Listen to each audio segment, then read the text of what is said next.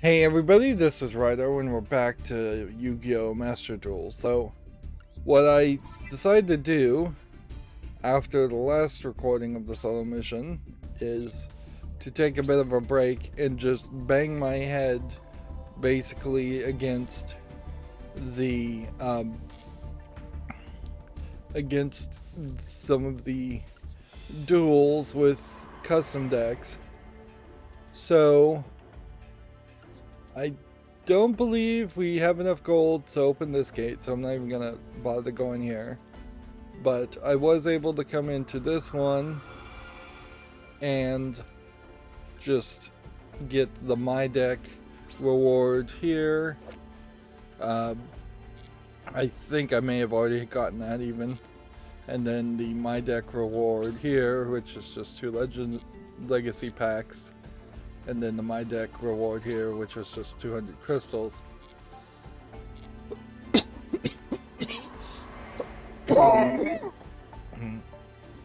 All the while I was also having trouble with the network connection.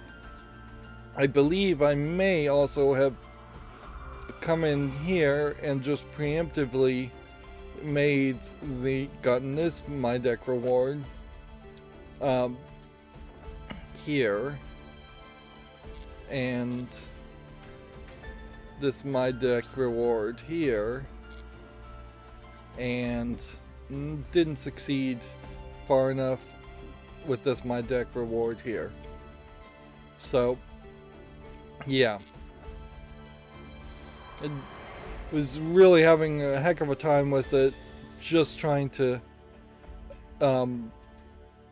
even get the basic things done, because my custom deck sucks, and I'm just gonna have to play with it, change some cards out, play with it, change some cards out, just keep on doing that until I have a deck that grows well enough. And maybe in Yu-Gi-Oh! Compared to any other collectible card game, there's a lot more room for a deck to start really bad and then grow really good, whereas something like Magic, which bans all of the old cards fairly quickly, you're gonna have to either replace all of your cards or just start over from scratch. I would say even Shadowverse is even worse at that, really, because Shadowverse bans old cards too, but it also brings out new cards that are just so much more powerful that you wouldn't even want to play the old cards. Let's do Spectre Slaying Flames, Shinra Nui, Shira Noi. I don't even know how you'd pronounce that. Nui. I guess Nui is what I'll stick with. Employ the power of fire to slay specters. Their power burns fiercely through their demon swords, and synchro summons experience supernatural powers that connect dimensions.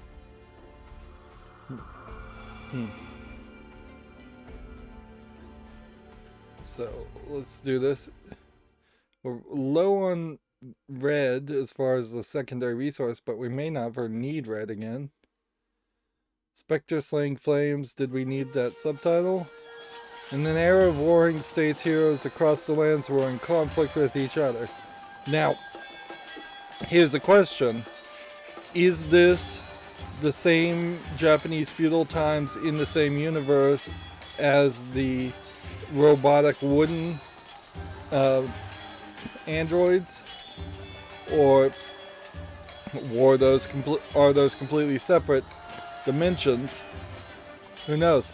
Because this is a Japanese game, it's not crazy for them to triple dip, quadruple dip into Japanese feudal states times. It's an important part of the Japanese history, and frankly, it's an interesting setting. Plus, compared to like the United States Civil War, the feudal states really, I don't think, have a lot of lingering resentment around them. because there were just so many different countries and shoguns fighting each other. Nobody really cares if they're related to a shogun to 400 years ago in Japan, enough that they would carry a grudge that their shogun was defeated by some other family. And frankly, family history in Japan is kind of made up, and the points don't matter, to quote Whose Line Is It Anyway, because almost every Japanese person claims to be related to a few handful of famous samurais. Inevitably, they didn't really keep a lot of records in these times as far as family histories. So when people got last names, which was fairly late in the general timeline of the world, that's the beginning of any real family history there, and a lot of common last names even then, so who knows if people were related or not.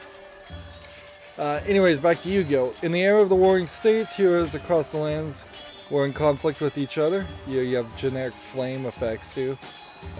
As some strived to unify the land, nations formed and perished, and countless battles were waged. No place escaped the flames of battle, and the long-enduring wars wrought havoc not only on the fields, but also in the hearts of the people. Sorry if I'm underlining the words while I'm reading. And when the world was devastated, a unique type of monster appeared, the Spectres. The Spectres misled people and sometimes manipulated their wives into calling for more war. See, it would make a lot of sense if there was a unified Yu-Gi-Oh! World for these creatures, even if it is different than the Yu-Gi-Oh! World of the cartoons, which I guess the anime cartoons at very late into like the 5th series or something did like combine to a multiverse theory in which there were multiple universes you were seeing. But it would make sense for the world of the cards if it was just a world where monsters magically appeared as a normal cause of action, and so it was just through random circumstance or through people's own imagination that spirits and ghosts would appear, that robots would appear, that ninjas would appear, because that parallels the actual creative process fairly easily, is that you have animators drawing pictures that they want to draw, and that then becomes a new character. There was a young samurai who has devoted his life to battling the specters. The samurai studied not only various schools of swordsmanship, but also the art of exorcism. Using the Shinranui style method, a fusion of various arts, he sparked a war before anyone knew, along with the like-minded people. The name of the samurai who vanquished the countless specters has spread like ripples among them. In seeking his death, the speakers attacked with a large army. Without losing a step, the Shinranui style confronted the assault. But no matter how strong he was, the samurai was merely human. In the end, he was overcome, and the specters trapped his spirit inside his beloved katana. Meanwhile, the specters decreased in numbers and lost much of the power, sinking back to the darkness from whence they came. The specters disappeared, but the time will come when they will accumulate power and reappear. Though now a spirit sealed within his katana, the lore of battle and Shinranui style techniques were passed on to posterity by his surviving comrades. Soon after the Dark War began, the young samurai and the specters, the world ceased to be at war. Peace had been restored, and an era when few knew of war was ushered in.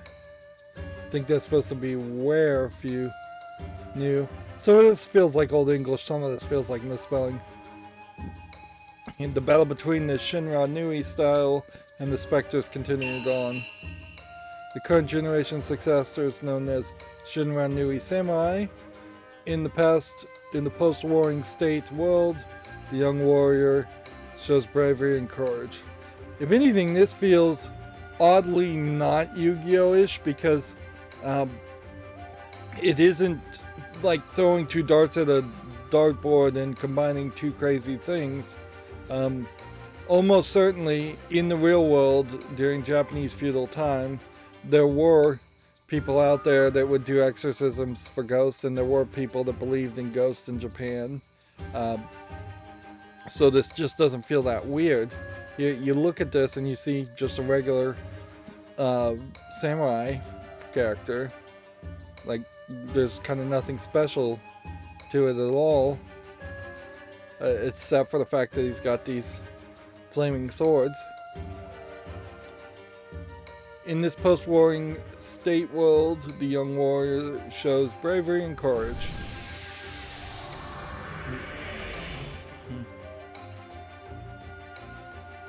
Along with the Shinra Nui style synthesis, united with the spirit of the founding Shinra Nui and dove headlong into battle with the Spectres.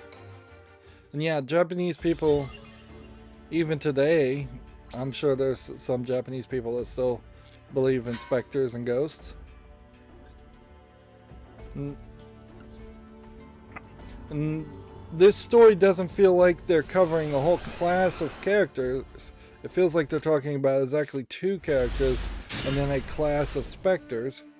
And you would think what would happen here is that then there would be a whole bunch of specter cards that we would be fighting against, and that we should get a story about where the specters come from and what they want, or just how horrific they are in general, but they're kind of being ignored. Let's see, what makes a Shinra Nui deck unique? There are a plethora of Shinra Nui monsters whose effects allow you to banish cards and whose effects activate when they are banished themselves. The Tuner Shinra Nui Spectral Sword in particular has the effect that allows you to special summon a synchro monster by banishing itself and another monster from the graveyard. If you take advantage of this effect well, not only will you be able to continuously special summon synchro monsters, but you'll be able to maximize the effects of banished Shinra Nui monsters.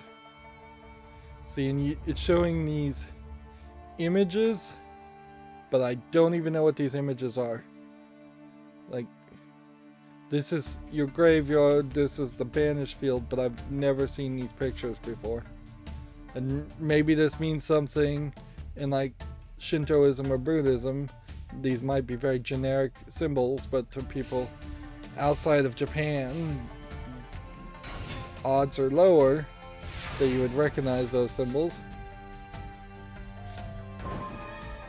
So we know what Golden Sarcophagus does. It puts the card, it banishes it, and then returns it after like 4 turns. Your opponent's Getsu Fuma has the effect that destroys any zombie type monster that have battled. Make use of Shinra Nui monster effects to special summon synchro monsters, all while using their effects to destroy your opponent's monsters. You need a tuner monster to special summon synchro monster. Activate Golden Sarcophagus and banish Shinra Nui Spectral Sword from your deck. Good enough. So yeah, banish 1 card from your deck face up during your second standby phase after this card's activation, add it to your hand.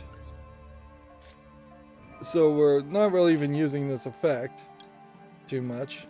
If this card is in your graveyard, except the turn the card was sent to the graveyard, you can target 1 non-tuner zombie monster in your graveyard, banish both, and if you do special summon zombie synchro monster from your extra deck whose level equals the total levels of the 2 monsters, you could only use this effect once per turn.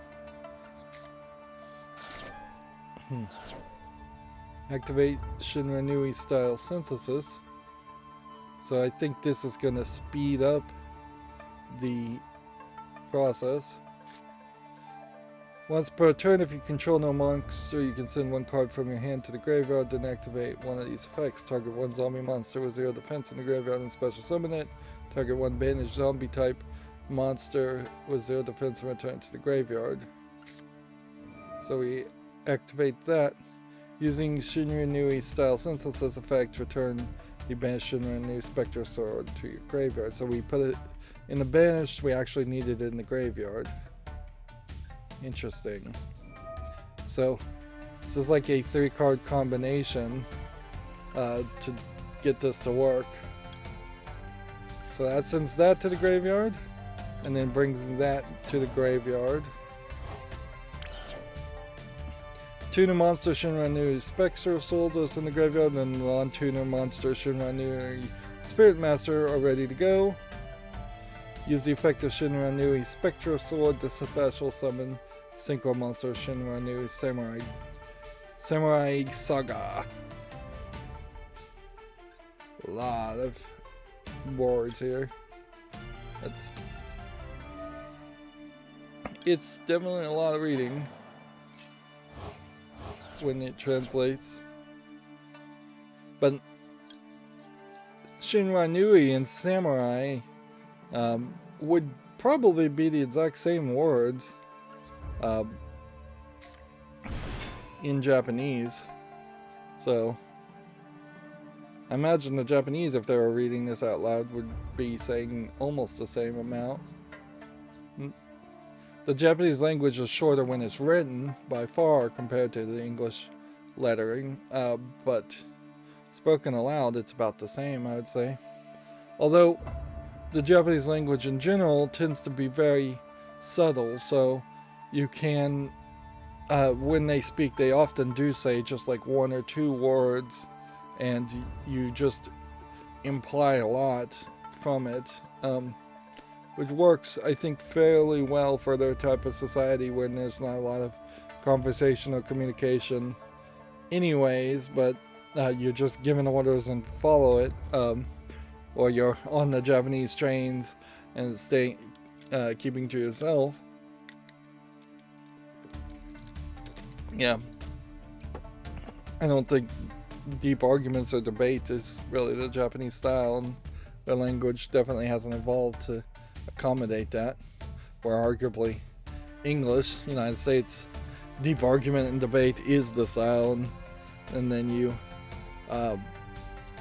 there is a lot of language to accommodate that, or like German, over explaining things or over complicating things is the style in an attempt for perfect communication, so their language is even longer. Anyways, back to the game. Getting fairly distracted, so you can kind of tell I'm not super hyped to continue down the path of doing these solo games. It's been probably 3, maybe 4 days since I started playing Yu-Gi-Oh! And it's a little exhausting between network trouble and just having the opportunity to do all the solo and wanting to do all of the solo missions. So, the banished Shinra Nui Spirit Master has the ability to destroy all face-up cards on your opponent's playfield. Activate that effect. Okay. Why did I have to select things? I thought it said it was going to destroy all the cards on your opponent's fields anyways.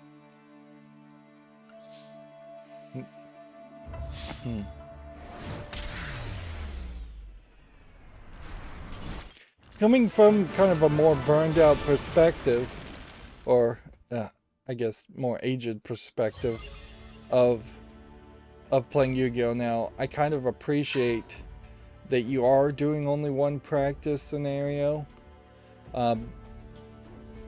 Although you could have certainly started with like a scenario and then split into 5 different practice things, and then doing any one of them could immediately lead to a duel. That would have been alright too. So, if there are actual concepts they need to teach more of, but I guess they really don't need to teach more concepts.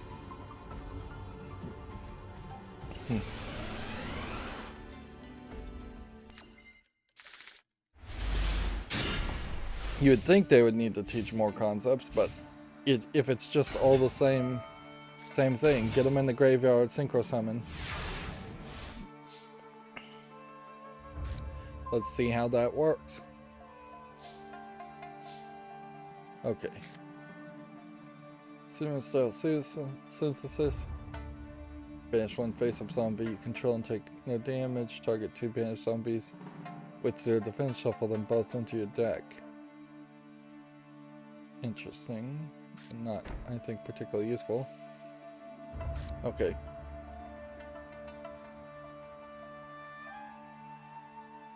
When this is normal summon, you can special summon a spectral sword. So...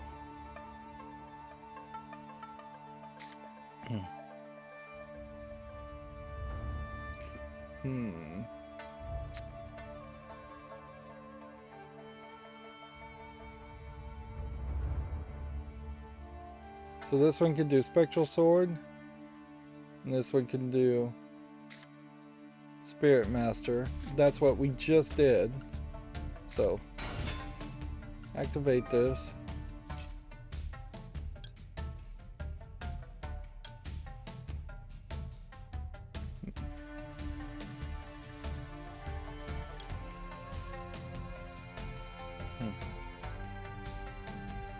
$800, wow.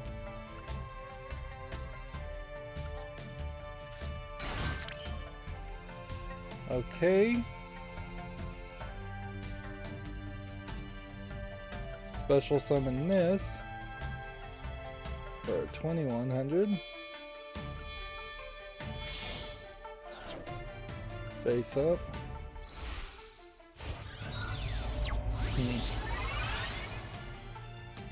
If anything, I think the synchro summon for Yu-Gi-Oh! May have gotten out of hand. But acquire Spectral Sword. Let's put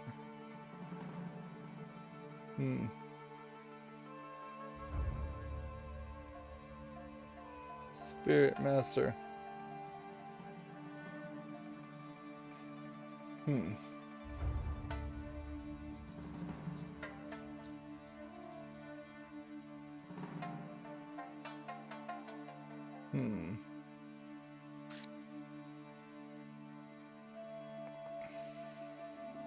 I need to put something in the graveyard. I know that. The question is, what?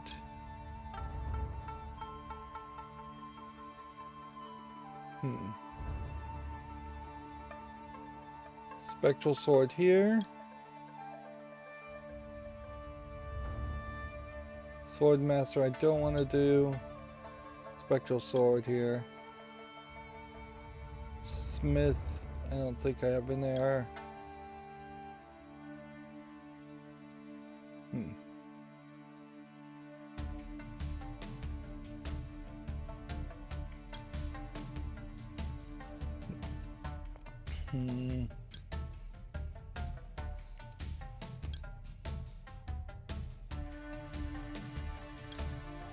Okay, it seems like I only have a couple options.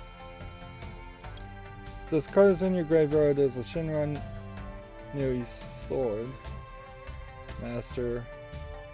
I think that's what we want.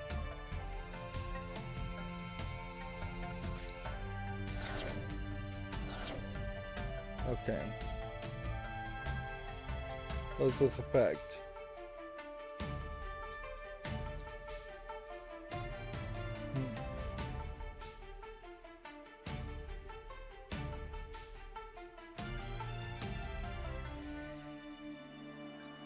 I think I probably could special summon something else, but I may just have already done one synchro summon.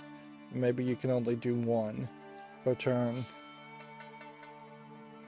That's what I'm gonna just assume.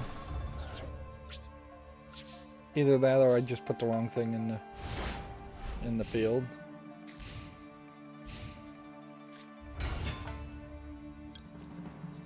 We'll activate this. You can banish one face-up monster you control, or you can target 2 of your banished zombie-type monsters with 0 defense, shuffle them. Nope, don't want to use either one of those.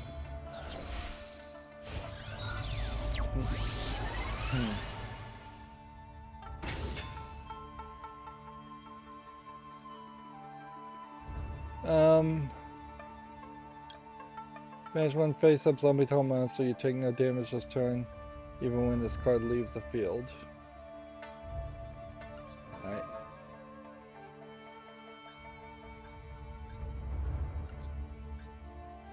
Might as well do it.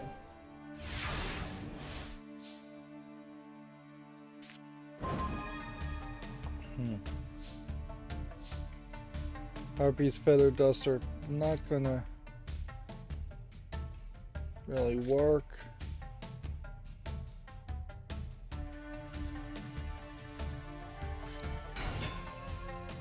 Try this. No, let's not activate that yet.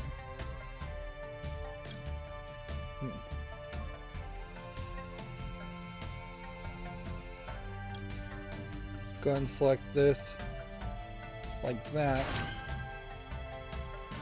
Well, that worked to get us somewhere.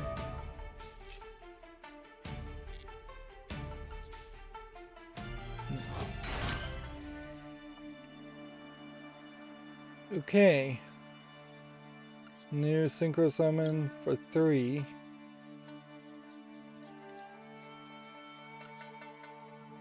Go ahead and take that one, and then that one,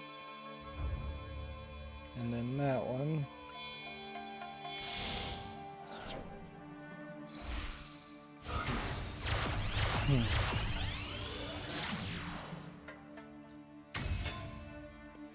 Let's see, what is this effect? Fire monsters you control. You can target one banished zombie monster and special summon it. Yeah. Select the monster to gain attack. Okay, that one. Yes.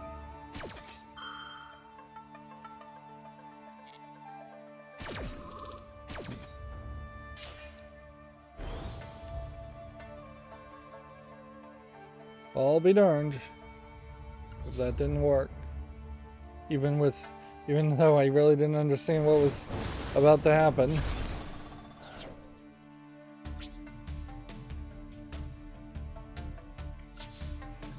Actually,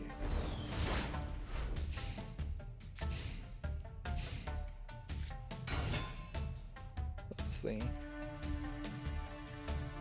I don't know what this effect would do. I want to start with this effect.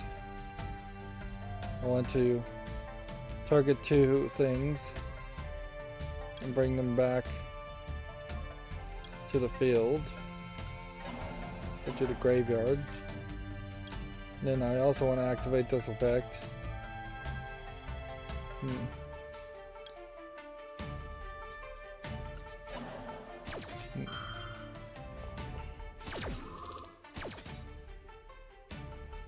This is going to be a 2100, so face-up attack position. Interesting, can only be put in that one spot.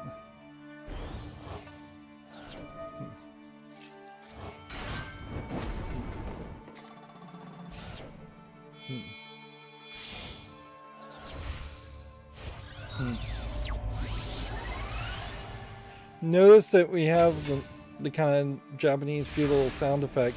So these songs that will play when you're playing ranked quite a bit are kind of specifically been designed due to the story.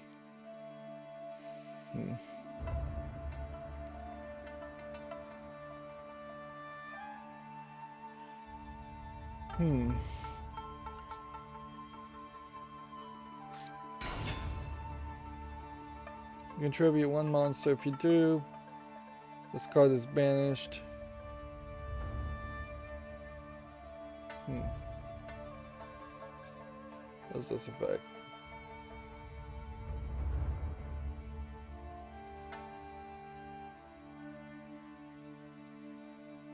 The zombie you can control All monsters you control fire, you can destroy a spell. Is this a synchro? No, it's just a zombie. So this would give me just enough.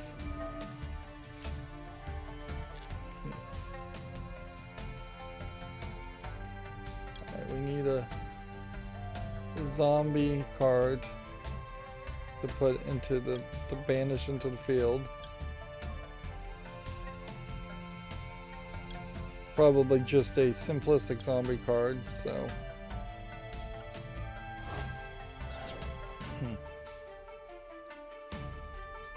Yes.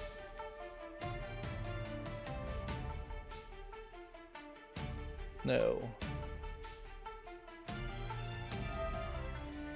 Yes.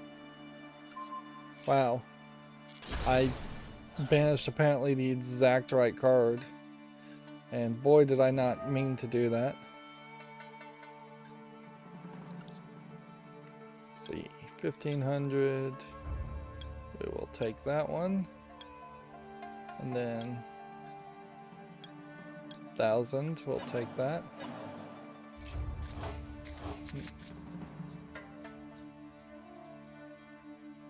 Okay.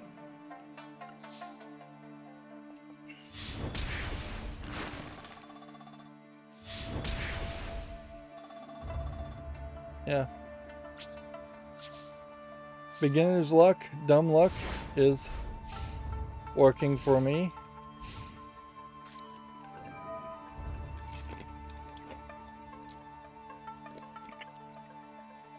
Sorry, I'm chewing on ice. Don't want to activate that. Don't want to activate that. Some of these traps kind of suck as far as continuous traps. Like continuous spells, continuous traps. Yes, you need the prompt, but they've never been able to really put like a timer on it. Like it would make a lot of sense if this was just like 10, 9, 8. I mean, it really didn't even need to be 10. It could be like 3, 2, 1, go forward. That's where they are creating this really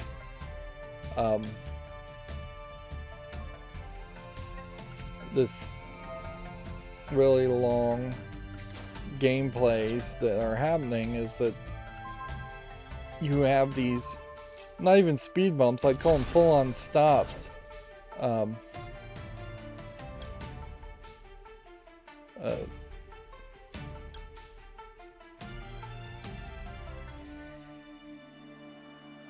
I'm gonna just assume that this is the one I want.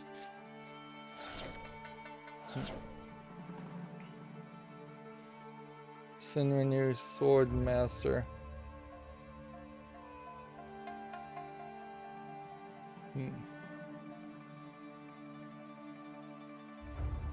This is gain 600 until the end of the turn. I think this one already attacked, so I'm gonna say no.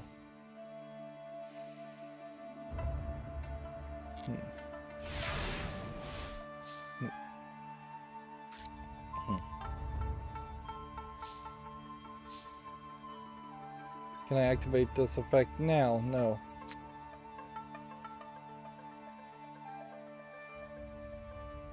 Banish one zombie from the graveyard to normal summon. Let's try that.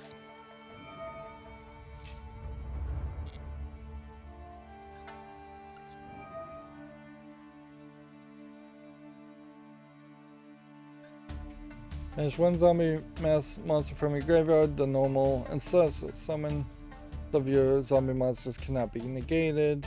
Target one zombie monster, banish it instant. Nope, I don't want either one of those. But I guess I have to do that. Now.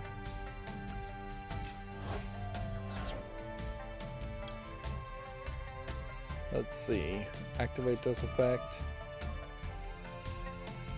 Target two things to put back into the into the deck. Draw a card.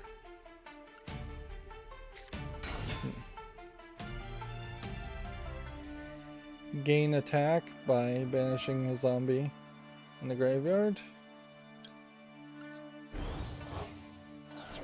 And then I think this also is banish something. That's the last one. I think we can even banish.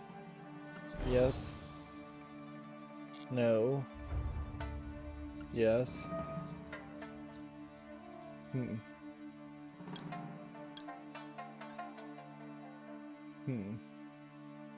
600 versus 600.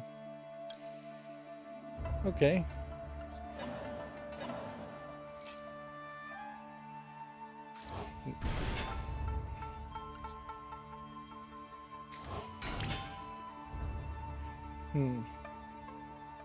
Now I guess I could go even crazier at this point and do even more, but I see no reason to go any further down that route. Let's just take the victory and be happy with it. And there's no reason to really goof around and like attack with this and that, because it's not like that's gonna really give you any significant amount of experience. As far as player level is concerned, it seems like you get the same amount of experience per game no matter what. Maybe you get 100 when you win versus 50 when you lose.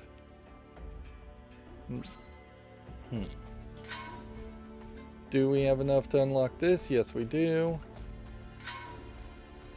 So, move on to the next game.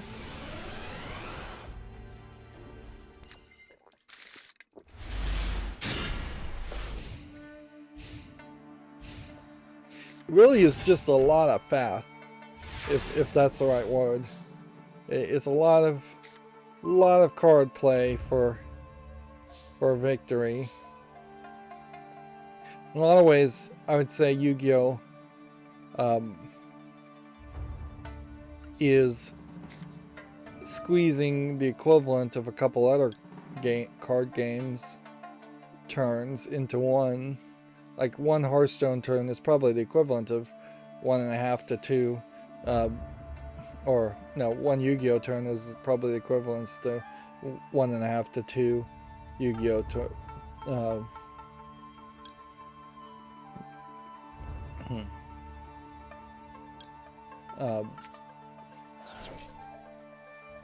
Okay. What has the most attack? 1500, 18. It's probably the best we can do.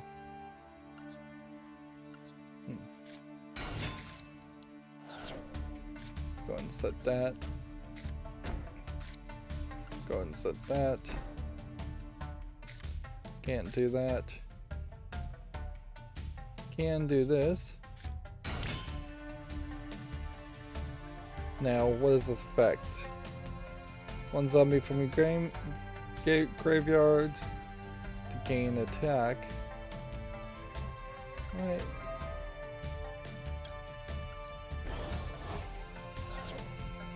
Let's see how this plays.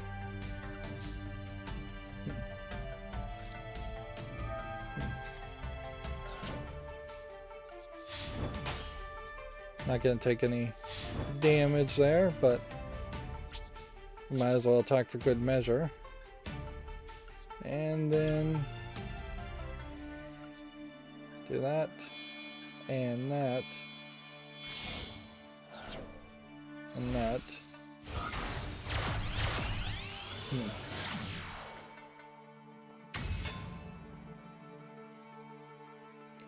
And I guess we can't do anything more, so we'll leave it at that.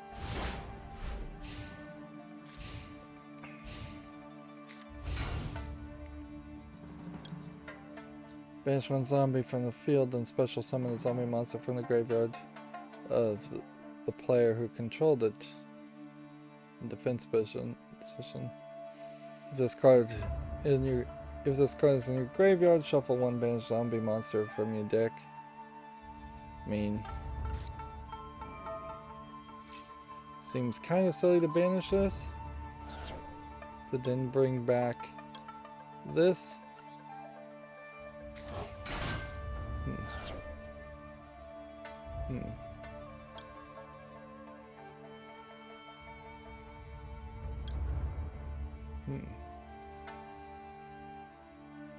Yeah, I don't think there's more of a synergy there. Necroworld Banshee. Okay.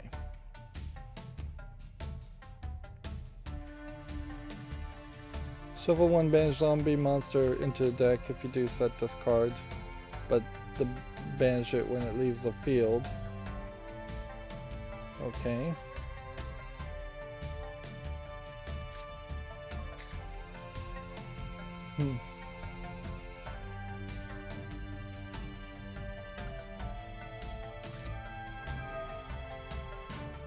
We're gonna discard this card instead. And then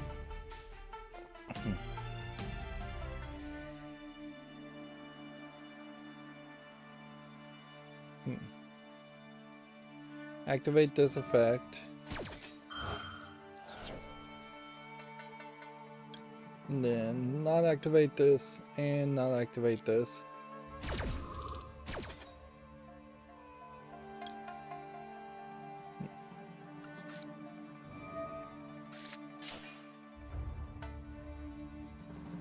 Now we can special summon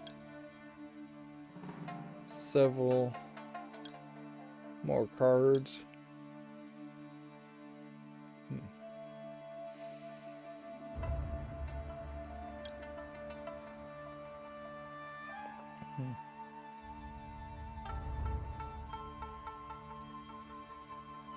I think we want to summon this. Again. Change your attack position.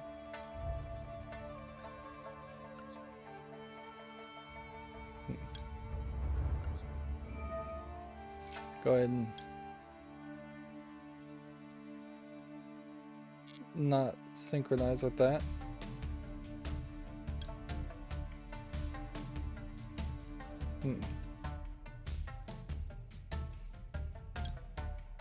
And then I'm gonna take this back, I guess.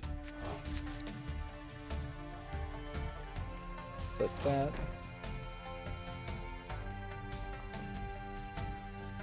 So if we activate this effect and we banish one card, it only powers up that. Alright. Well, let's see what happens here.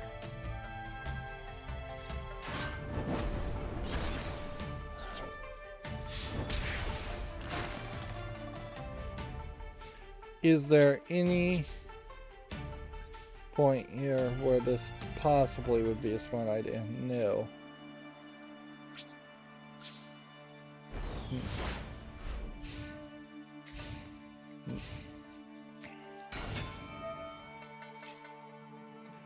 Let's see. I don't think I really even want to activate that. We can activate this.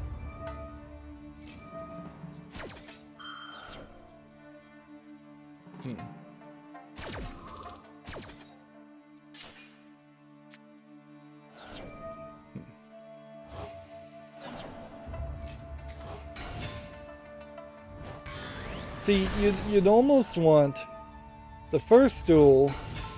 Yeah, I think I would definitely prefer if the first duel that we did had you playing against a deck that is completely outclassed and mismatched against this with completely different cards. And then the second duel you play against a deck that's completely different cards but it's matched fairly well. And then the third duel would be the exact same cards, and you're fighting fire with fire.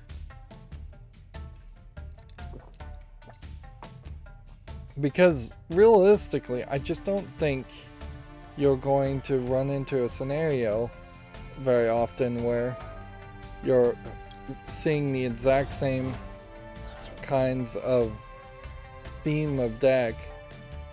Like, unless there was some kind of special tournament that that was thematically built around a certain theme. But I just don't know how many people in any collectible card game would want to go to a tournament that was all one theme. That would be very boring. Yeah, if you went to a Magic the Gathering tournament and it was all black decks only, that would be kind of crazy.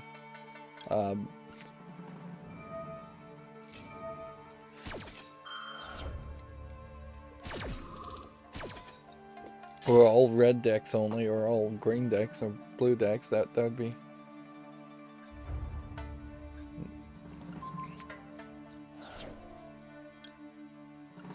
Apparently, I could have gotten rid of his guy.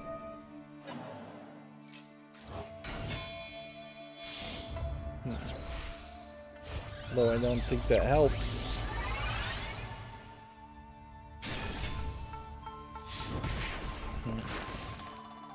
I think I may have willingly just played a role in destroying my own cards. Yeah, we definitely are at a point where we're starting to run out of opportunity.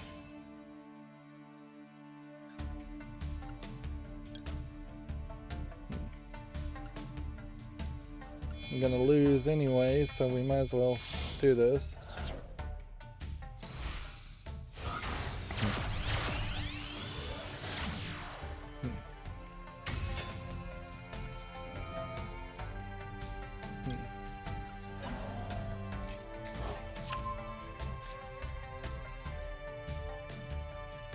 Let's see.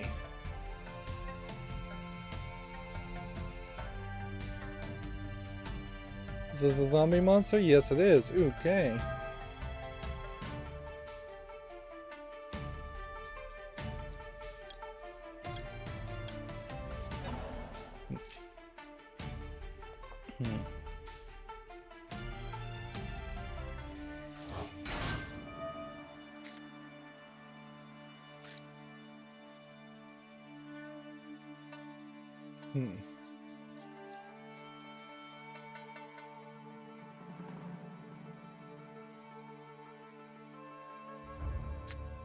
I thought this effect was gonna let me do a tribute summon, but apparently not.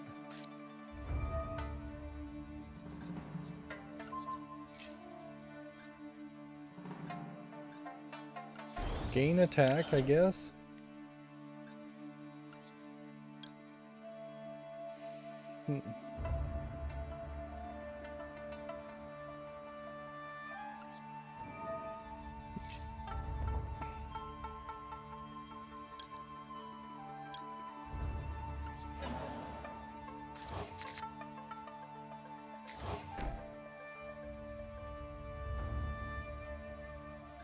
Well,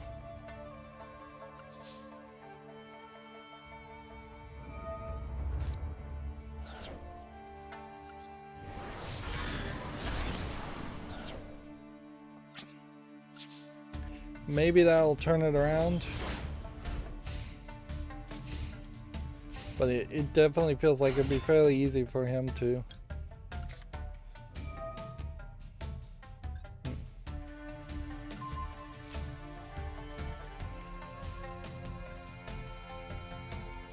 Oh man.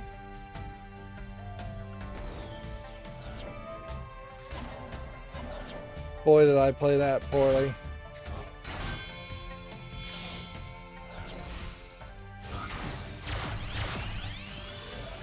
Yeah, that was a prime example of just not understanding what the card was going to do. Otherwise, I would have played it at a much better time. Interesting how it's just attacking sideways here.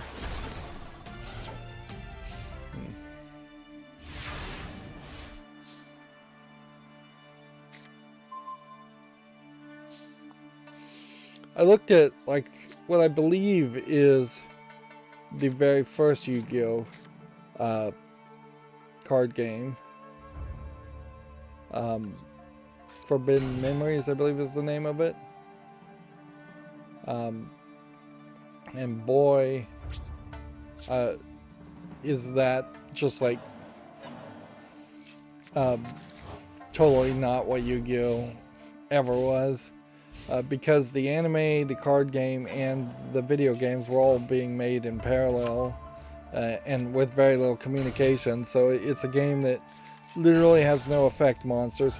Although oddly does have about over 2,000 cards to start with. So yeah, even the first series of cards, as far as that video game is concerned, had nearly a third of what we're seeing now.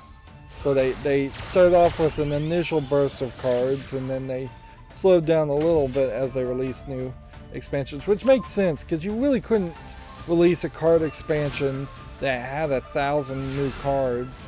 You could maybe release an expansion that has maybe 160 would be about the amount I would be willing to consider, because that's just a lot of packs at 8 to potentially have to open. 8 cards per pack, with ultra rares and super rares being a lot more difficult to get than normals and commons. If you released something with even 200 cards in an expansion, then there would just be so many. The market would be oversaturated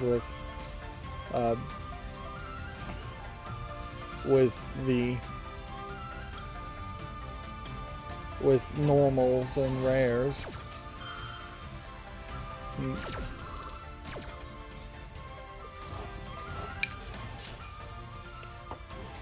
But yeah, in Forbidden Memories you just automatically polymerize without even having a polymerization spell. It looked like it, which yeah, they rushed out Yu-Gi-Oh! Trying to make it a money-making venture, and they succeeded in making it a money-making venture, but I would say Konami and the other parties involved probably had to pay some penance. Like, Yu-Gi-Oh! Very possibly could have replaced Magic the Gathering, and nobody could be playing Magic at this point. Had they gone a little bit slower, thought things through, not tried to flood the market.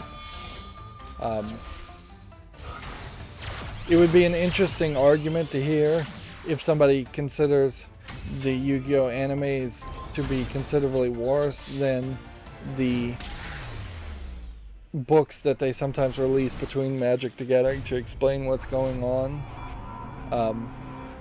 I would argue it probably feels a little bit more mature and more Dungeons and Dragons-esque to read the books and play Magic than it does to play Yu-Gi-Oh!, which is definitely going for a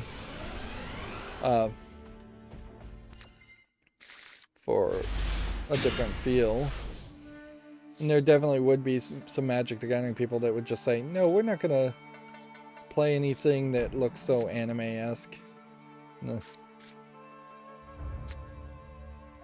And of course, people have a vested interest also that has to be accounted for. Like, if you've spent hundreds, if not thousands of dollars on Magic the Gathering cards, you're going to do your very best to make sure people you're playing with continue to play Magic. It's very hard if you're playing the real world card game to jump over to a different game. Or digitally, super easy. Super easy to do that.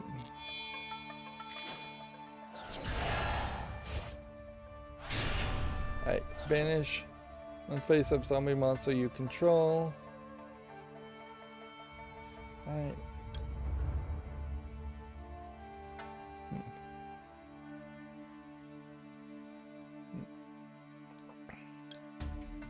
Alright, so I'm gonna activate this.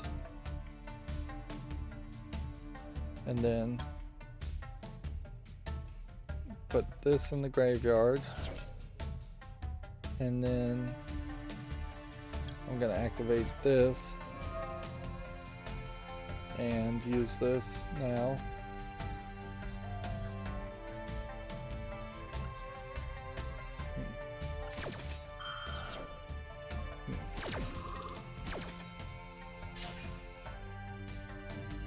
And now we want to special summon something good.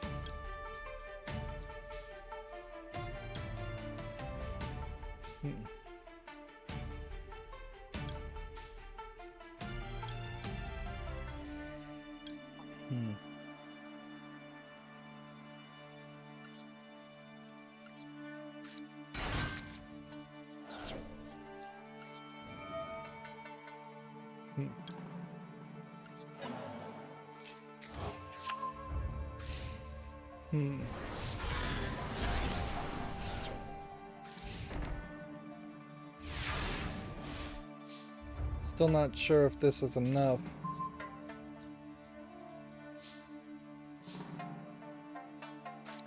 I'm gonna put this on the field.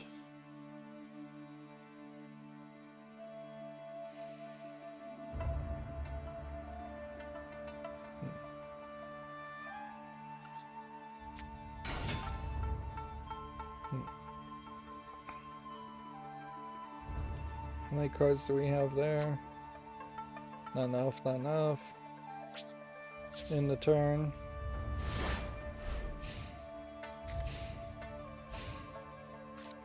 I think this card. See what this effect does. Alright, that puts that in the field.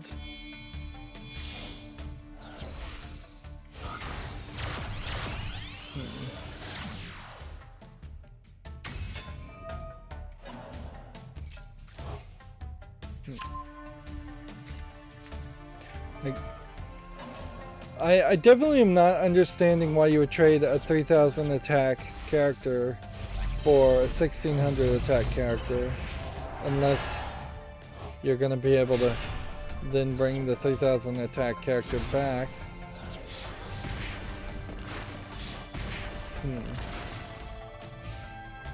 Which I guess he knew he could do that, so...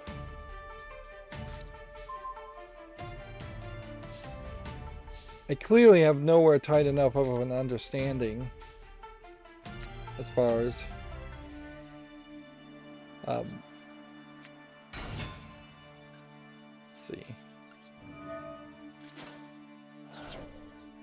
this one and this one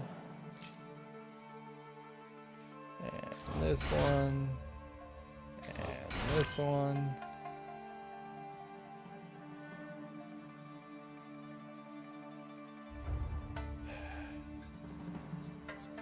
And unless this special summon would do something.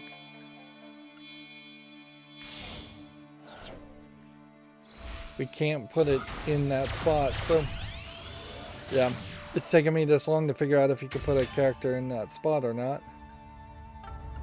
Activating effect. Here.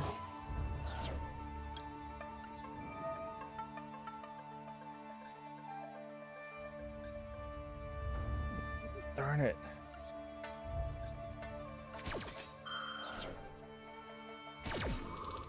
Activated the wrong thing again.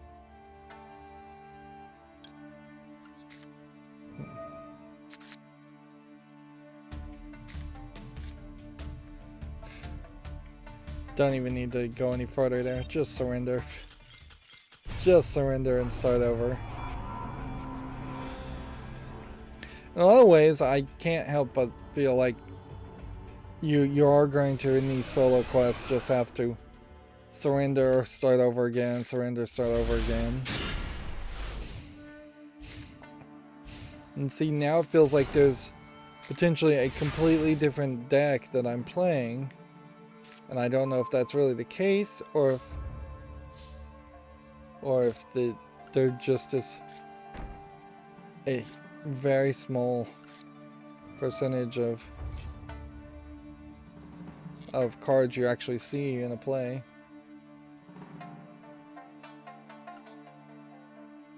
Okay. What do we want to discard?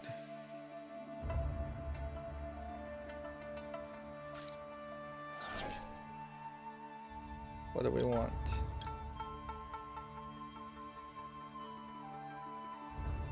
Probably that.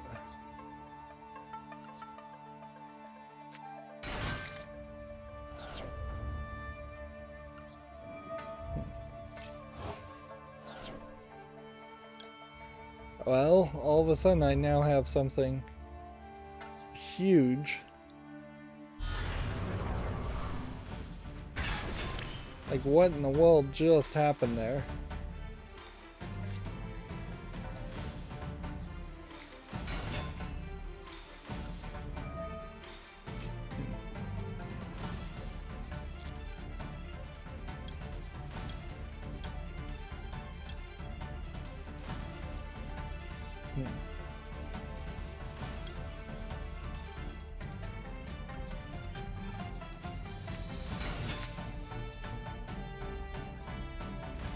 Seems insane. 3,500 all of a sudden. That and that. An attack position here. Just so we take up a spot.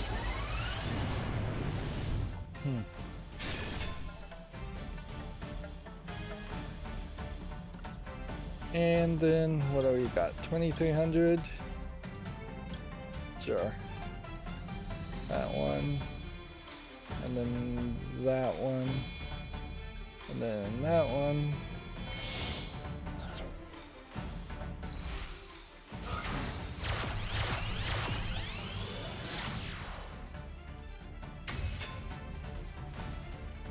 See, that was a mistake to do the second one. Probably is always a mistake to do a second one. We don't have anything in our graveyard now that I think saves us. In fact, all that good luck now is out the window. Unless there's just some really miraculous power. Apparently I skipped my main phase and my draw phase and my standby phase there. No, actually. Oh, maybe I could have done something in the second standby phase.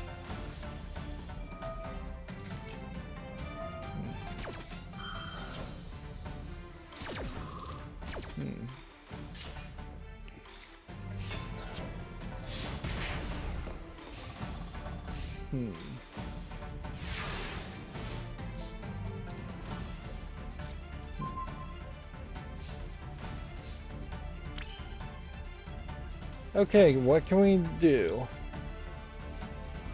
We can do this. We can bring this back to the field.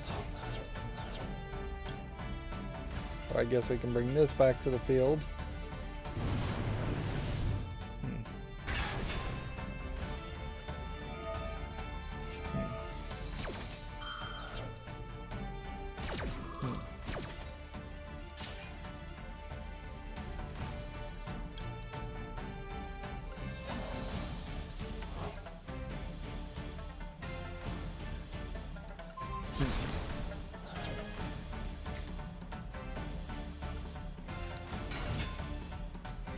Well, I may luck out here. 1,000, 2,300. 2,300 would be better.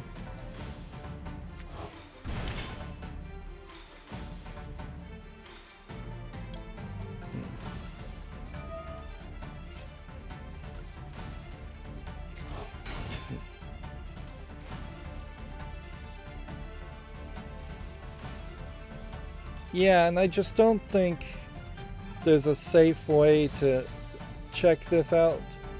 So I think we'll just attack here and be happy with what we've got and not push it.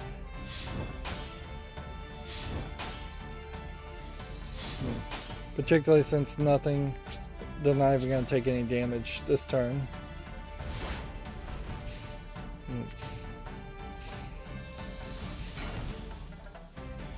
Maybe next turn we'll be able to do a little bit more.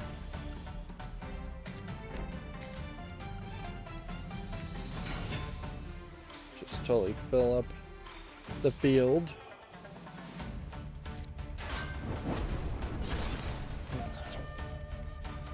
All right.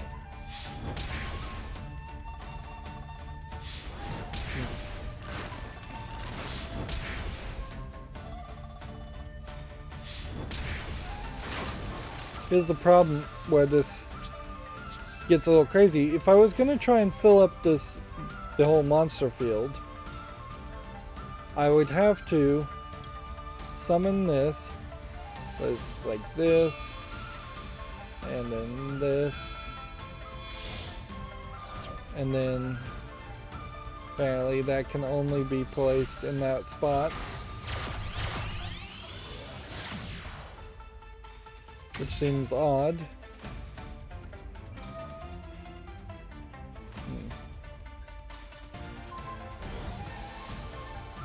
Power that up.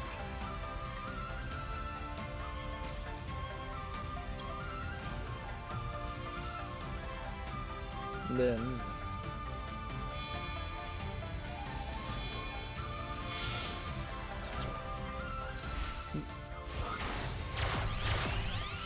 I'm getting the feeling that you can't actually have two of these. So it almost would make more sense that you can do anything here. See if we can special summon some things from our graveyard.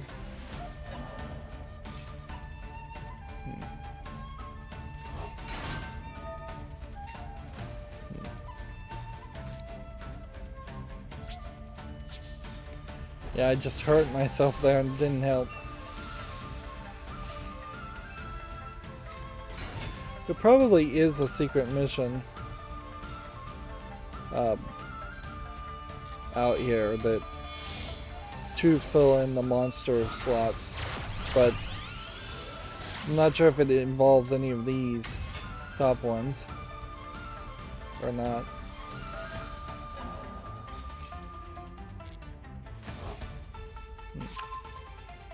Hmm.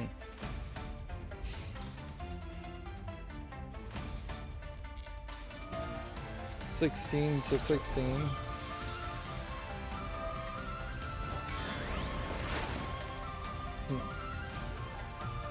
Card in the graveyard to banish.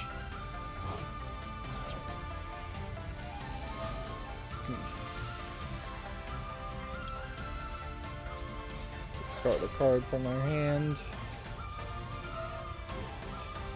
Just like synergizing like crazy.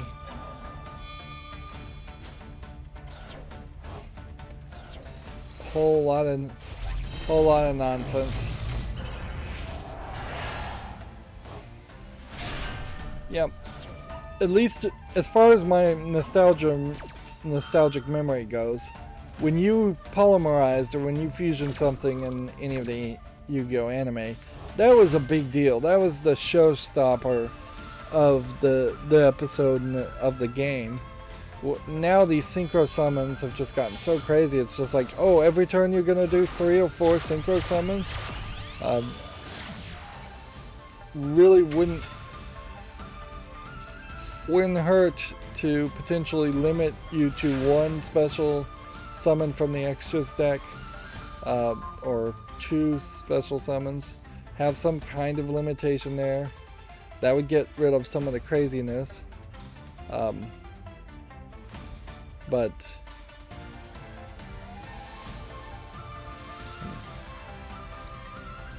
let's see.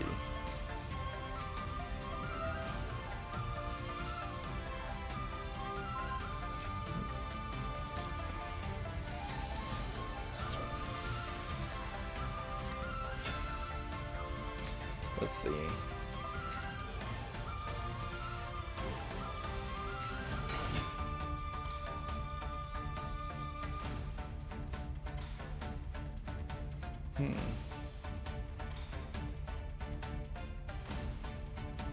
Okay, well, I think we've got enough to win here. And I don't think there's a way for me to fill up this field any further.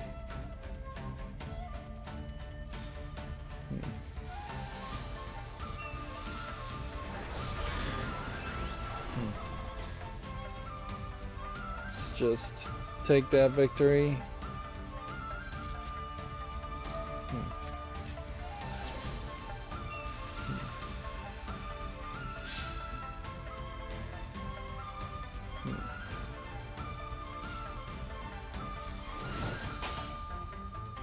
Okay.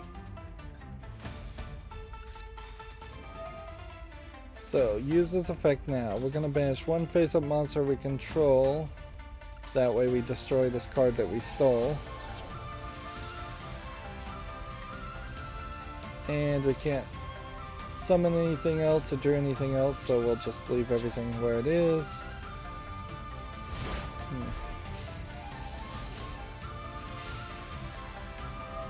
And I guess that gives us one more opportunity to potentially speed this up. Let's go ahead and activate this, and we're going to try and return some cards.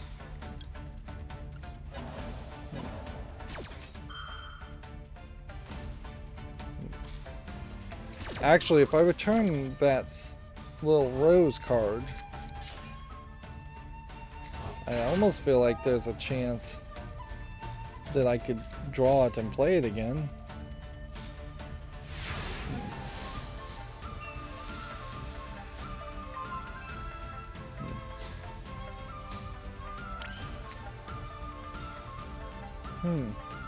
Well, let's not do anything here. Let's...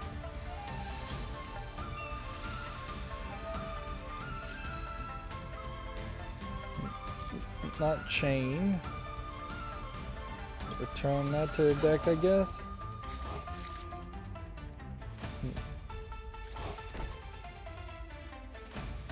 Let's see.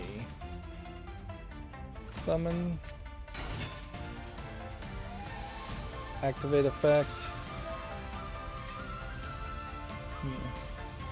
Chain. What's this effect?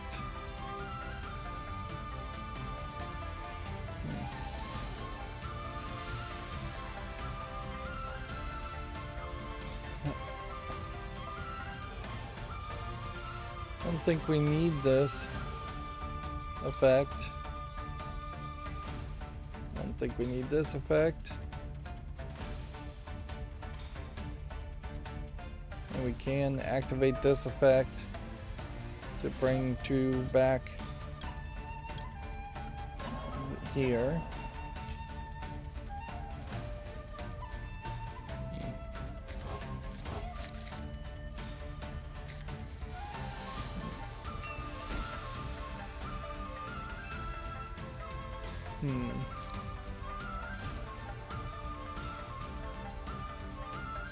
So I guess I could goof around, but I just don't see a reason to goof around. Let's win here. I really don't see a reason to try and fill in this spot or try and fill in this spot.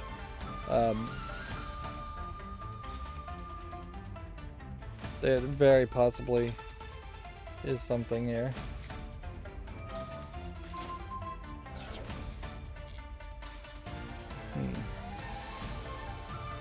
I think I do want to activate this ability.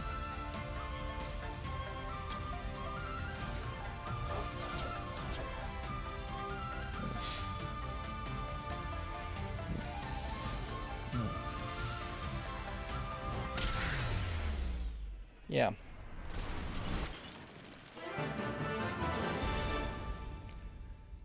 Again, dumb luck. Dumb luck and slowly growing your level with these loner decks, which the loner decks are the ones that should be easy. It would make sense if I was playing with my own deck that I'd be struggling this much, but if they're not loaning me cards that have a decent chance, and it's taking 4 or 5 attempts to just get the good starter cards. And see, this is one of the cards that they're highlighting on the load screen, so this must be a relatively new expansion. Alright, well, set,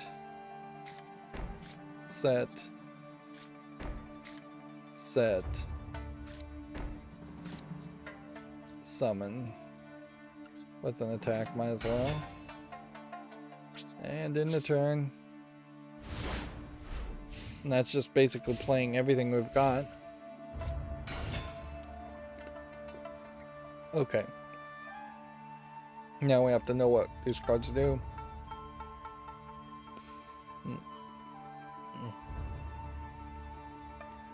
Eldritch Golden Lord, is that who this is? Yes, it is.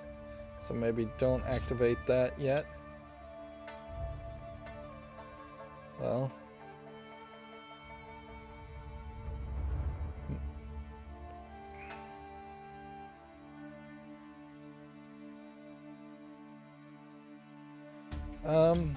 Start with this.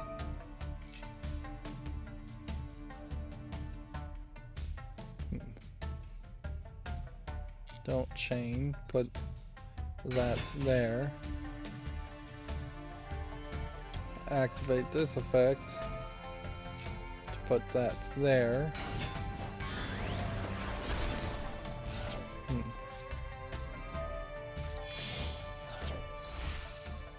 And then he somehow took my trap card and summoned that.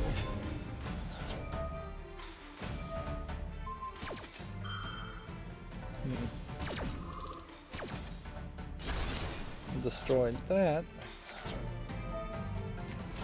See, I think the plan here was to probably to have 3 so we could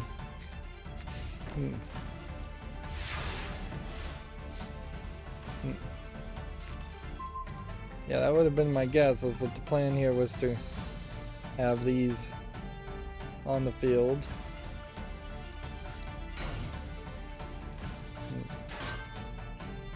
And summon this. But even if I had summoned this, I don't think I would have won, so you know what, just maybe it's a little premature, but just call it a surrender. Like, you really cannot start with 2 to 3 of your cards losing all their value on the first turn. Plus, starting with like 3 traps is probably a reason to mulligan and start from scratch anyways. Alright, so we play this, and then that allows us to bring in this.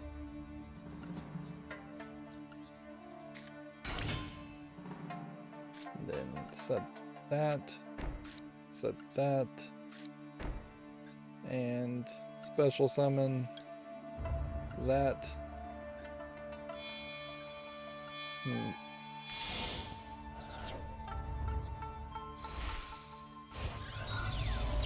I think what I'm going to try to do is fill up the monster field first. Okay. Banish 1 face up your monster. We don't have any face up monsters to banish. Other than itself, which we wouldn't want to do that.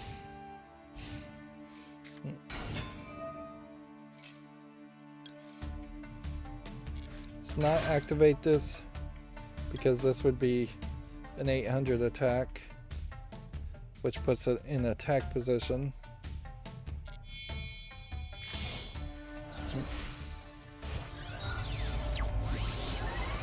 At least let's not do it yet. We may have to decide to do it now.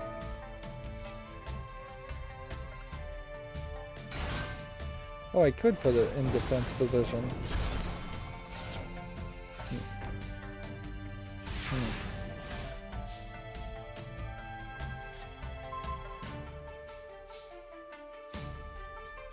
It's probably a pretty good card.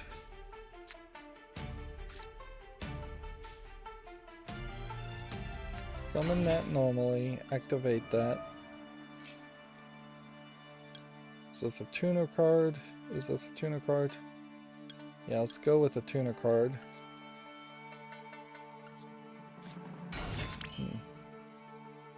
And then special summon 2100, 2300.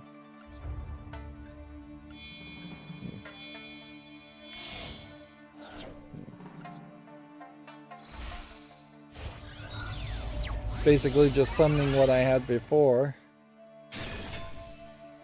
Okay. If it's a zombie, all monsters you control gain 300. If it's a fire, you can destroy a spell.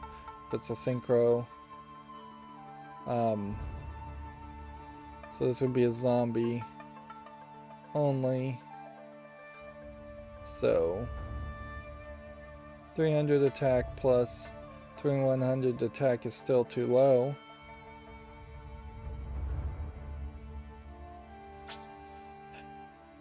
So there's nothing here you can do.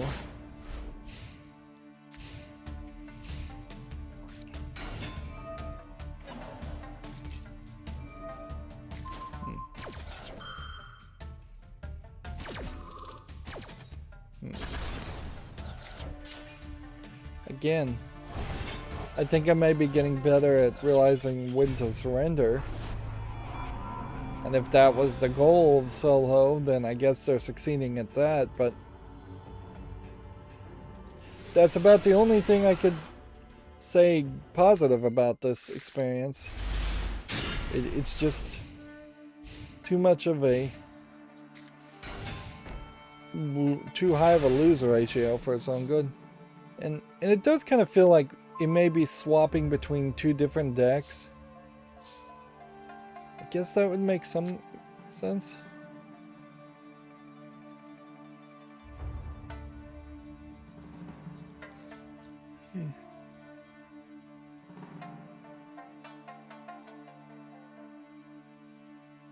Okay. So we do this, and then one of these, and then we can send this to the graveyard. And then we can't activate any effect there.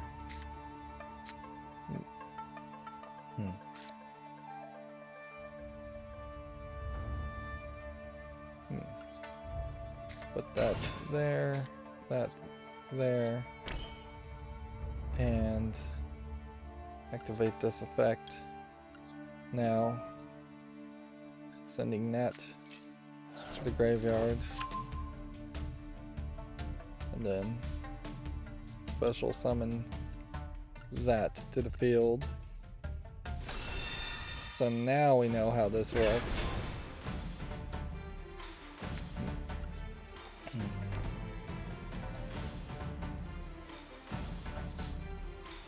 I think we've got it now. Yeah, you'd be hard pressed to lose here, but don't underestimate my ability to lose. I would caution. So this works really well if and only if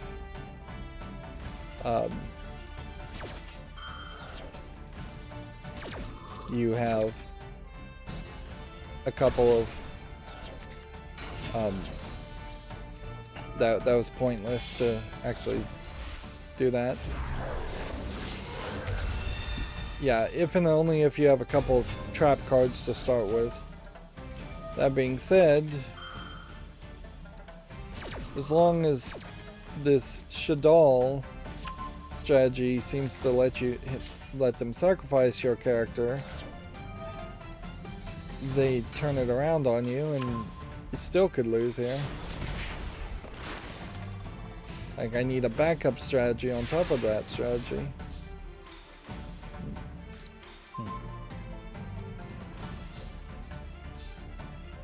What does this do?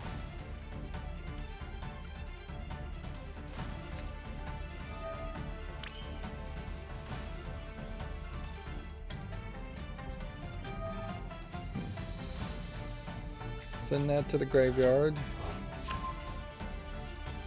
Special summon that back to the field.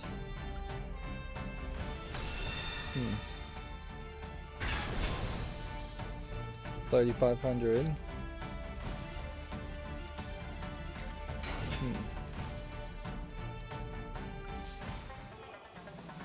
We got it.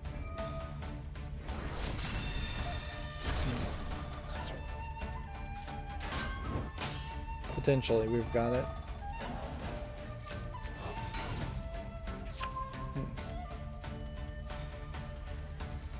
Hopefully, we've got it.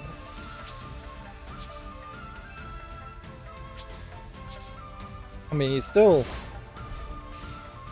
could wreck me fairly easily.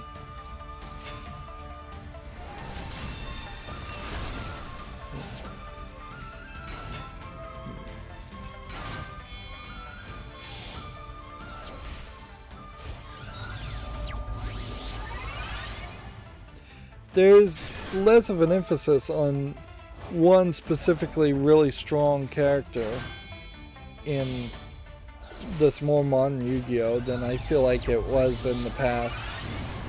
Like, particularly if you're coming from the perspective of watching the anime.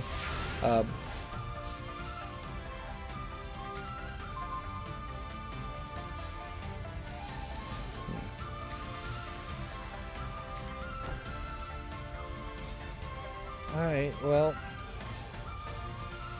Hopefully this trap can somehow save me.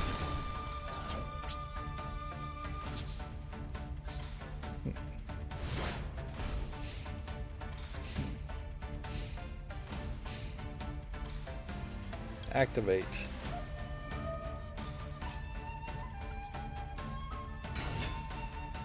Yes. Destroy the card.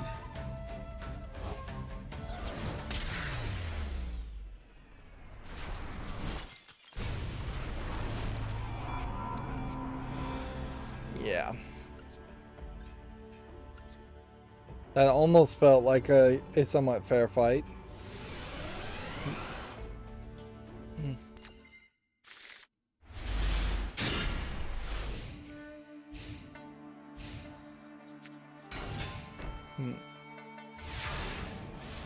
It almost, this is going to be a weird comparison, but we're almost getting to the card game equivalent of rap here.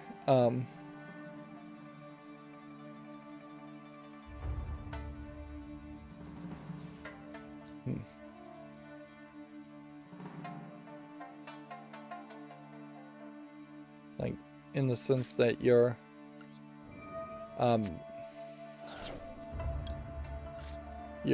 moving so incredibly fast with some of this gameplay.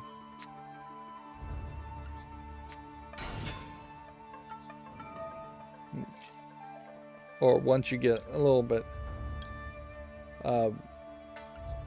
good at playing these decks, you'll want to move so incredibly fast. Okay, do we want to attack now, or do we want to summon something that would do a little bit more damage? I think we'll attack first, and then that's tending to be my style. Attack first, do the most amount of damage, and then run protection by increasing our attack this way.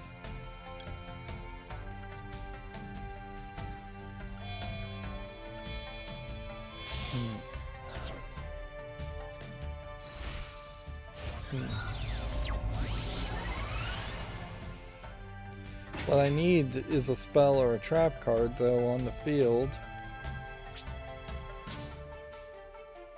And if I don't get one of those fairly quickly, then I can't activate this guy's ability to special summon him. Alright. See what effect we can use.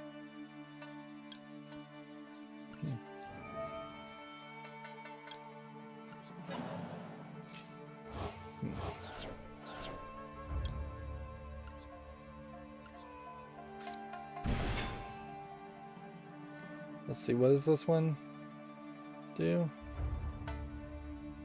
When this card is banished, you can draw one card, then discard one card. Okay. Chain with any other effects? I don't think so. And then discard a card from your hand. Let's see.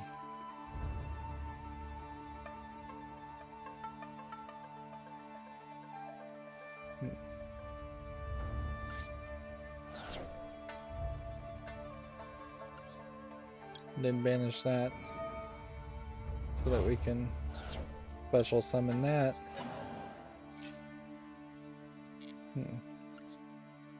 Got it.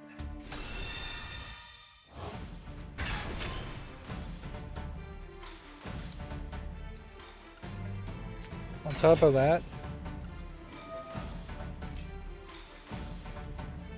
we can now special summon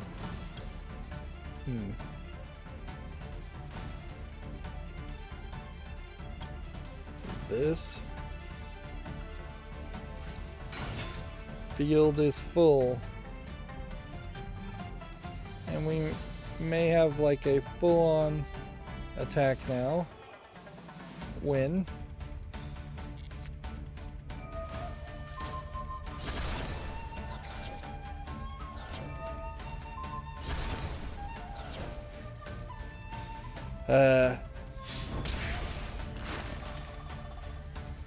Well, that was some great ABS. We managed to destroy no less than 3 of the really powerful characters.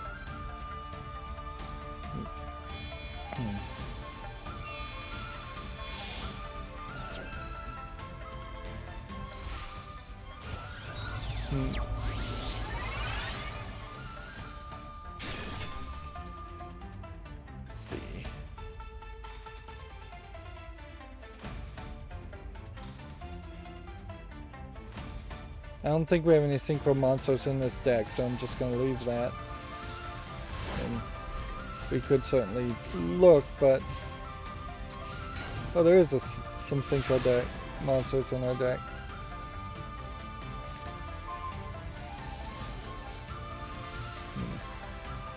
Set this here. And then that should let me special summon this. By sending this to the graveyard. And then it's in the graveyard. To set another trap. Yeah, that's a good idea.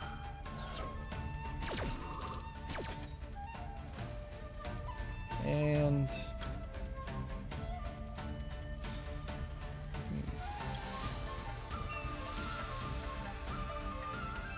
we'll do that again.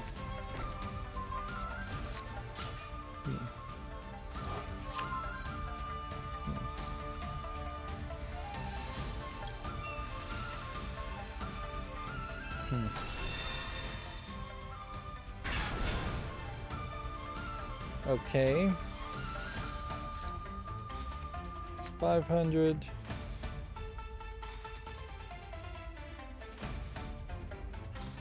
I want to activate this effect. And then I want to discard one of these synchro zombie effects. Yes. Destroy, no. Destroy one monster, yes.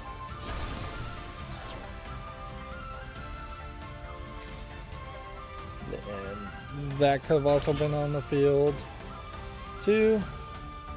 And let's not get any crazier than that. Let's just win.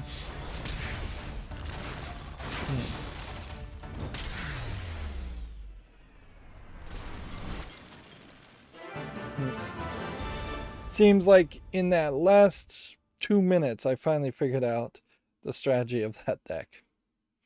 Which is a deck that we're not getting as a structured deck, not really. So, you figure out that strategy, you would almost have to immediately now go and probably buy a ton of cards and try and build that deck back up to where it was. And that did not unlock anything new. So, oh, you know why it didn't unlock anything new? Because we didn't look at the story part. Forgot about that. This will give us another structured deck, though. Yeah, we know there's only 3 more structured decks after this one. Though the world of humans has become peaceful, the battle between the Shinra Nui style and specters continued. The Shinra Nui samurai, the spirit of the founder, united in the Shinra Nui Shogun saga. He slashed a great many spectrals, but he could not eradicate them. The Shinra Nui samurai was highly trained mentally and physically and possessed great skill, but they couldn't reproduce the grandeur of the founder's battle prowess. To seal off the specters, comrades of the Shinra Nui style rushed to prepare the final measure. The specters that noticed this sieged upon the fort that acted as their base. Meanwhile, the Shinra Nui style were readying the Shinra Nui style Samsara. By combining Shinra Nui Spirit Master and Shinra Nui Solitaire, they created a so-called gate connecting their world to the spirit world. What is to be done with that gate? In the cold atmosphere, the practitioner's chant reverberated. The spectres surrounded the fort and gradually focused their siege. At the peak, the practitioners chants. The ultimate Shinra Nui style force appeared through the gate, the founder in Apex. Wait here for the screen to scroll down.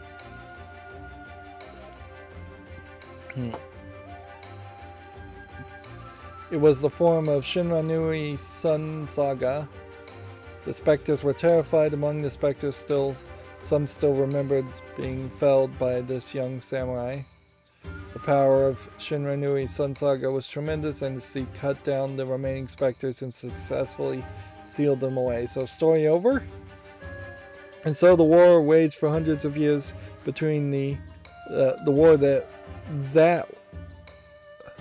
waged for hundreds of years is what it should say, between the Shinra Nui style and the specters came to an end. Honestly, that's like the first one of these stories that actually even pretends to finish the story. So we found a new card pack. Sure, let's go to the store and see what would be. And this is a high power deck, and honestly it wouldn't be a terrible idea to think about building this deck, although it's actually the Spectres deck that I think is more in the meta, so it would also make sense to not buy this deck. And I'm still not really 100% sure that you should be buying these cards versus, if we can go to the shop here, these cards, because these cards are 80 cards,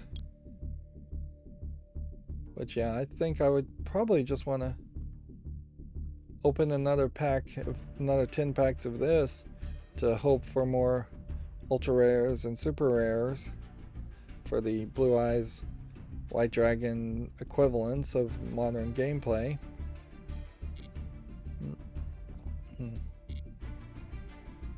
As far as secret packs go, there's a couple of hours left of most of these, and this will start again. And I now have 10 bonus packs, and take note, there is no special button here for 10. Well, actually I have 13, so it did change to 10 packs. Interestingly enough, you can't open one pack now. So let's see if there's anything special around that. I bet it's not. I bet you still get 2 cards per pack. And they're going to be maybe guaranteed to be new cards, which maybe makes an argument. Yeah, if they're guaranteed to always be new, you probably should not open any of these legendary packs until you've opened as many packs otherwise and done all the solo stuff. Because if you already crafted with crafting points all the normals, and then and these are guaranteed to always give you new cards, then you'd get rares. If you'd already crafted all of the normals and rares, and these are guaranteed to be new, then these would give you super rares and ultra rares. If you'd already crafted all the super rares, and these are guaranteed to always be new, then it would give you ultra rares. So that's a major potential improvement over what I'm doing now. But I have to assume just through daily quests we are always going to get some more of these legacy packs or through ranked play, because I know we definitely have gotten those. That there was Toon World, so I may now be closer towards potentially making a Toon deck, which Toon decks are probably pretty useless. In fact, I think they were pretty useless even when they first came out, but I have nostalgia for them, I suppose. Yeah, every single one of those cards is new. There's not really a high chance of that being the case unless they're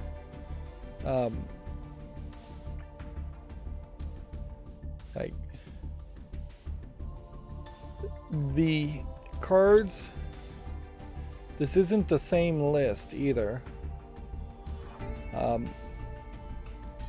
yeah, Cyberstein with a hyphen. That's what I actually want to craft.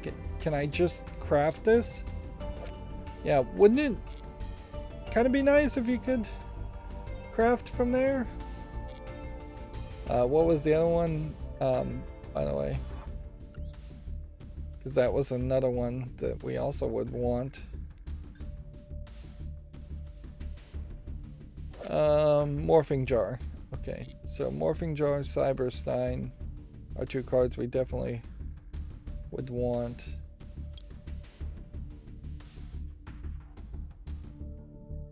Let's see.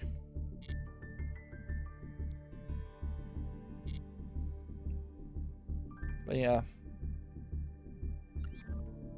we're not really at that point either where we would be anywhere close to having enough crafting points. And now we have the Synchro Unity structured deck, and that's just completed. So that was the number of gates in total that you needed to open, was 10 out of what is about 14. And it didn't give us a new quest. We also have Power of the Dragon, so 3 days in with a lot of doing solo work, we have, I think, locked ourselves into every single one of the possible starter decks, which would make sense. Certainly. I don't believe there's any more starter decks they're doing any of the rest of this. It's just a lot of gems and a lot of visual stuff. But once we do all of these, I don't think it's gonna reset. I don't see how it could reset. Almost feels like I would like to see for some of these lifetime goals, once you finish them, that every new expansion they give you that same amount of reward again. But that would kind of defeat the point of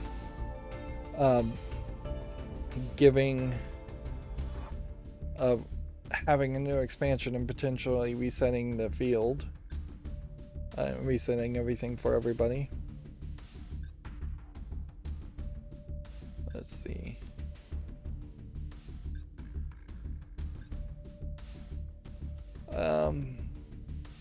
Another Duel Live thing for daily quests. Seems like Duel Lives reset every day. Bunch of daily quests in particular. Alright, deck. List structured decks. Display decks not owned. Either you can't scroll down here because of a bug, or this is the last structured deck. Insect type cards. Yeah, we haven't seen any insect type cards. So I would expect that I'm moving too fast through this, sorry. I expect through the solo story there is a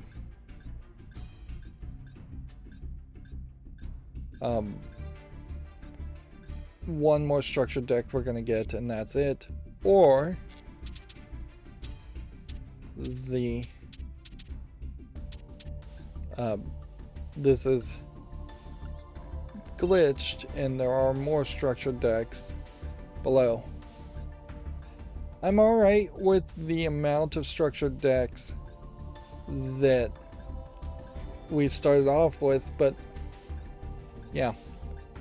If, say, 4 or 5 months have gone by and there's been no new expansion, no increase in structured decks, I would expect there to be at least a couple, even solo missions added. And if this game is just stagnant from day one, that would be a real problem, certainly. There's no getting around that.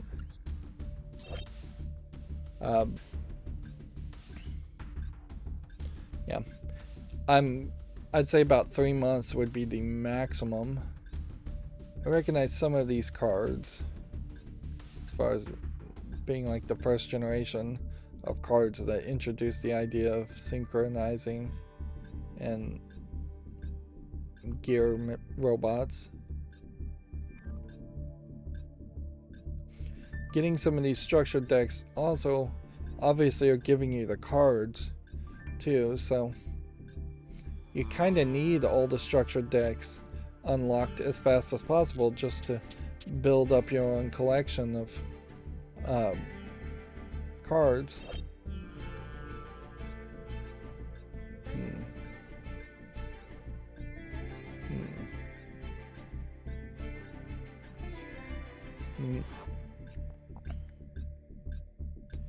Yeah, this is a dragon deck. And then you have fusion substitute. This is treated as polymerization, since polymerization I think is actually banned or limited. Or fusion substitute is just better. Ring of Destruction, now available. Target one face-up monster whose attack is equal to or less than their life points, destroy it, and take damage equal to the original attack, and inflict that damage to your opponent equal to the damage you took.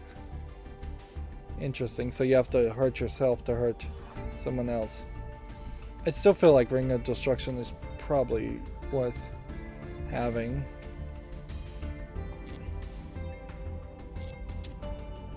And then not starting deck.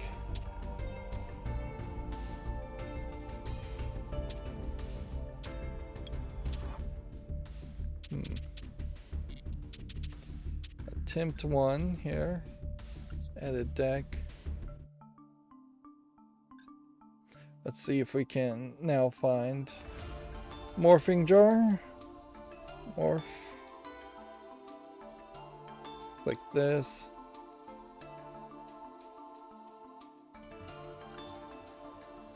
generate this ultra rare card.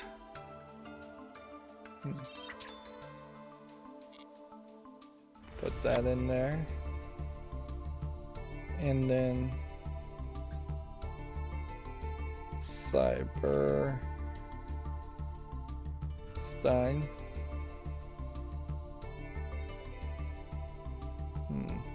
I'm just looking for a red circle in the left corner, because then I'll know that's the card.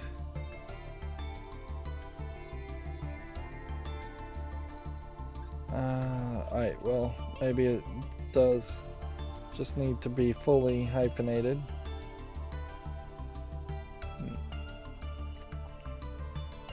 There you go, found it. Really don't have enough to be crafting these. Alright, see. Pay 5,000, special summon 1 fusion monster from your extra dex position. And then that may not even be that useful. Let's see. Fusion monsters.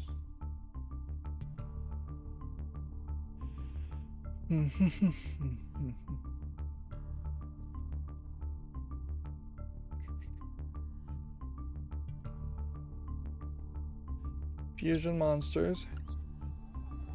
We own.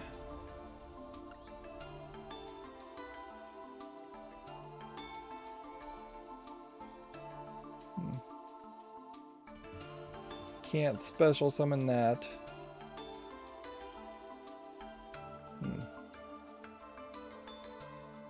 Can't special summon that. Can't special summon that.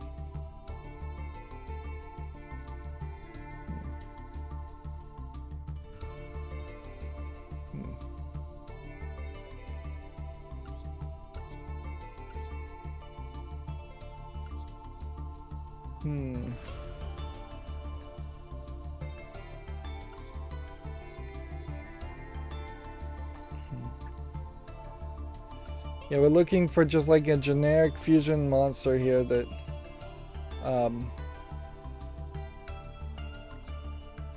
and you almost every single monster here has code in it, instructions in it saying you can't do that. Alright.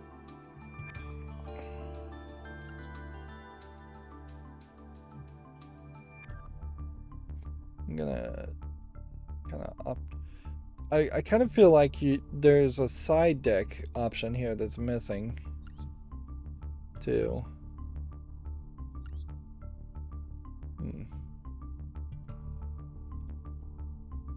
Let's get rid of one of those. Get rid of one of those.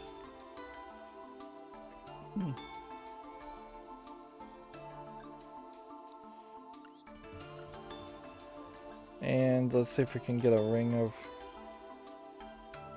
destruction as a trap.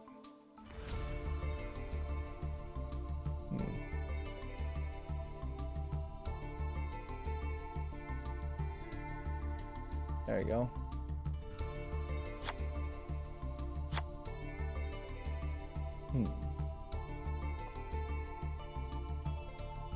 And we'll get rid of one of those. And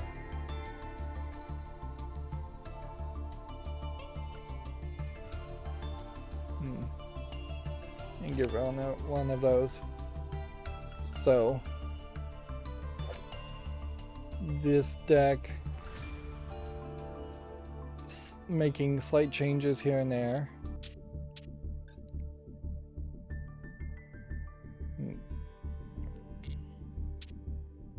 But you can't really look at the deck. But I won't leave you hanging. Well, let's see. At this point, can we unlock this gate? Still. Finally, we can unlock this gate. And what I'll do is, instead of doing the loner right now, I will play this new deck, and we'll show how A, stupid it probably is, and B, how it might actually win at some point. A lot of the God card strategy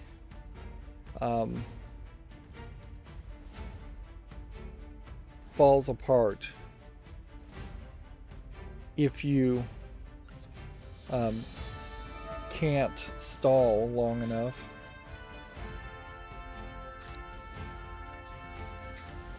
So that's why you need things like Revival Jam on the field, which is really expensive because it dies and then you have to immediately spend 1,000 life points to bring it back to life, just so you can have 3 cards on the field to summon something like Obelisk the Tormentor, which arguably Obelisk the Tormentor might be the only 3 sacrifice character that you would really want.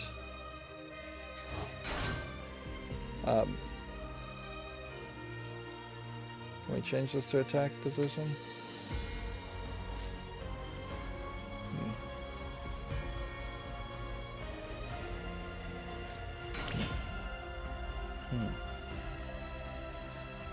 Well, let's see what this does.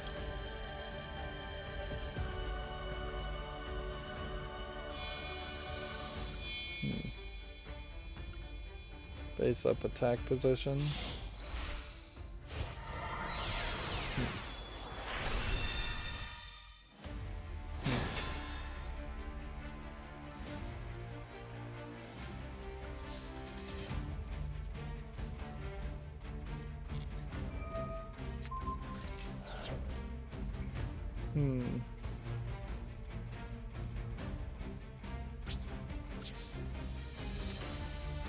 Well, potentially die or potentially die, I guess is the only choices here.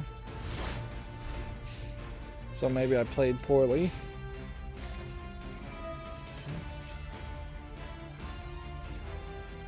Apparently we're gonna swap some creatures.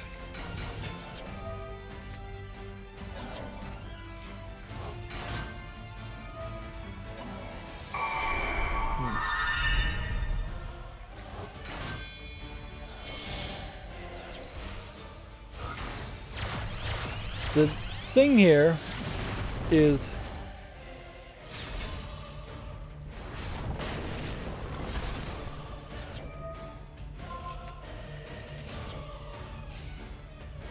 this actually may still work for me.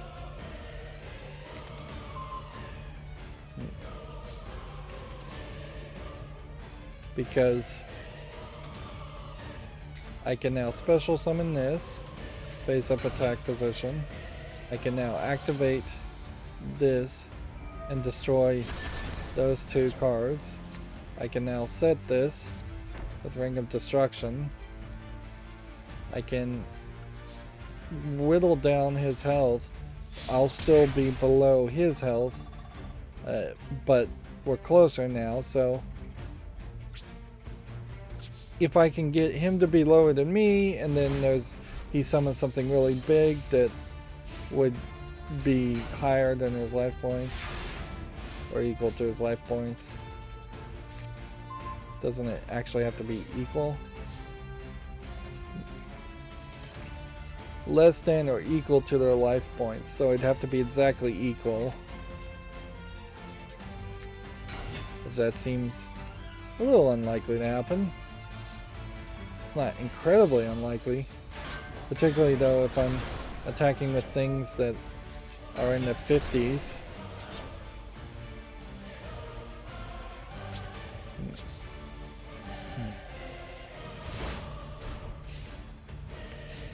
We probably would just want to use Ring of Destruction as a way of protecting some things.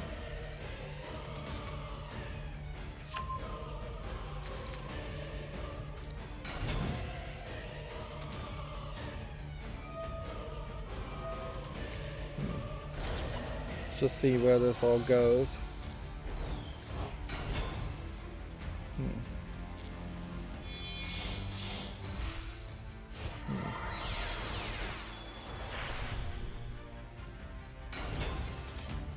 29. 31. Alright, activate it. Destroy.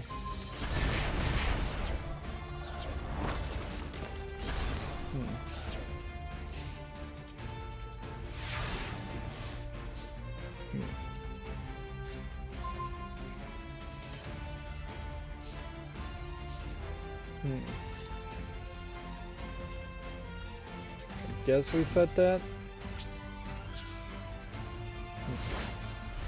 I have some of these pendulum things because potentially being able to summon anything between a 1 and an 8 would be great, although Obelisk the Tormentor is a 10, so it's still not good enough.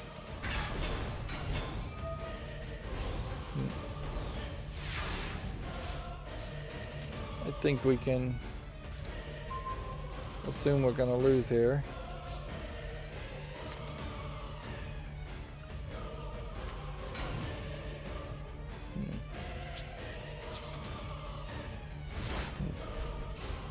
But we'll play it all the way through, just to have a full game.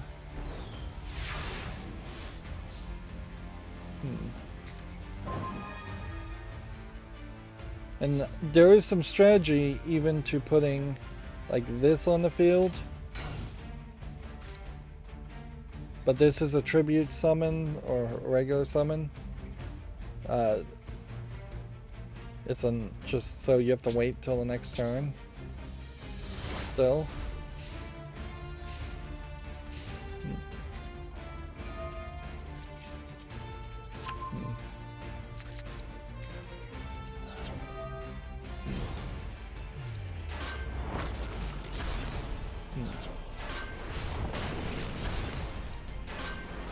But yeah, there's some Exodia cards that will bring the pieces of Exodia back to your hand to summon Exodia.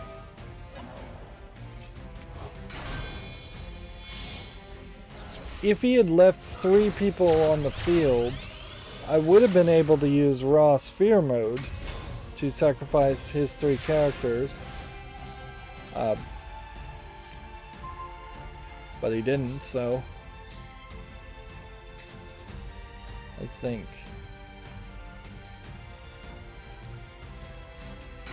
that's not going to help us either.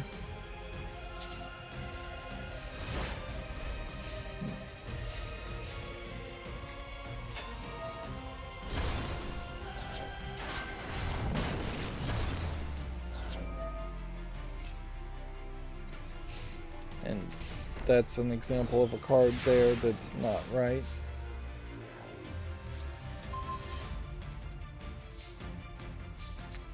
As crazy as it may seem, Revival Jam might help us. I don't know why this card ends up here. Like, it seems odd that I've seen this happen. It gets put in the extras deck.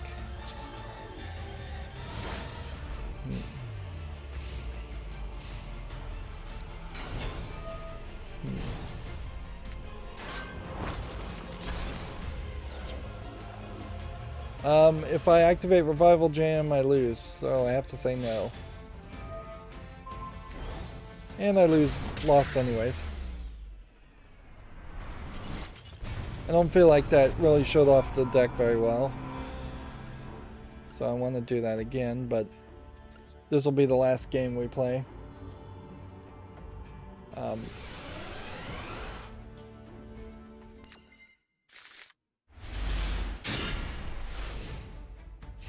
Let's see.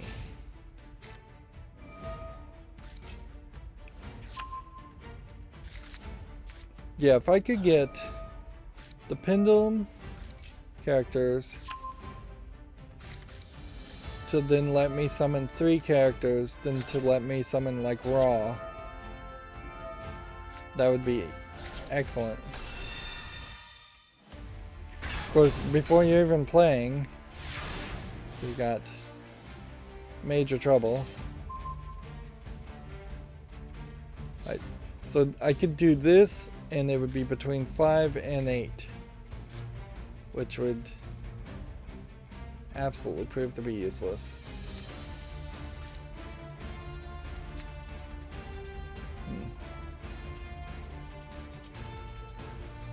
So best thing to do would be to set a character here.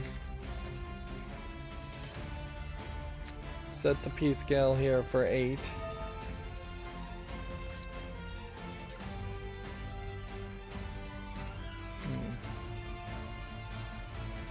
And then just hold on and hope we don't die immediately.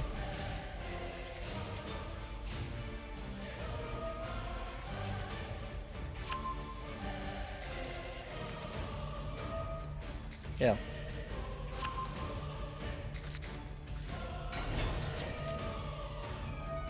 I guess this is where the power scaling and the power creep really shows itself, in the fact that it feels like when you played Yu-Gi-Oh 10 years ago, you would have gone 6, 7, 8, 9, 10 turns, but now it's like so much happens in that first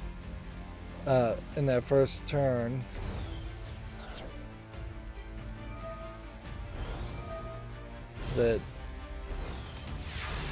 That they've turned them into 3 or 4 turn games. Okay.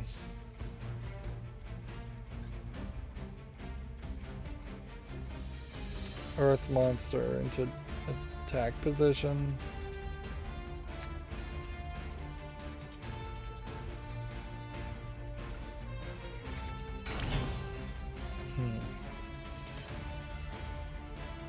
Okay, do we want to attack here to start with?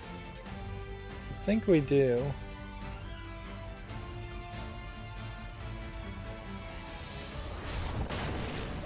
Do that much damage.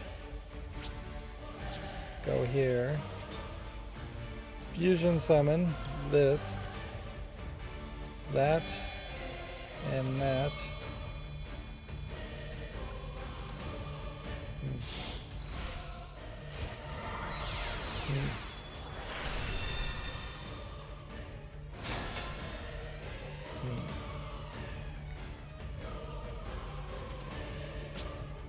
In the turn.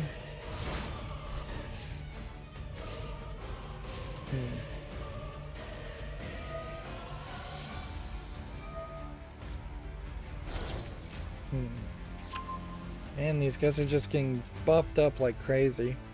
I don't think I can really win here without just getting really lucky. Oh, and by the way, I did fill up the entire field.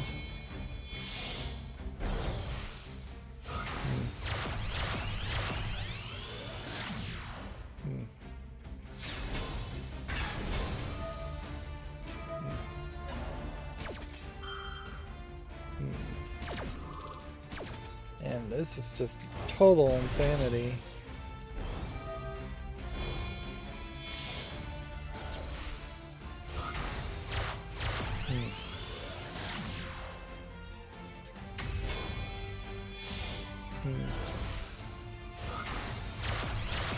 Yeah, unless I could get raw sphere mode on the field. And for some reason he doesn't attack here.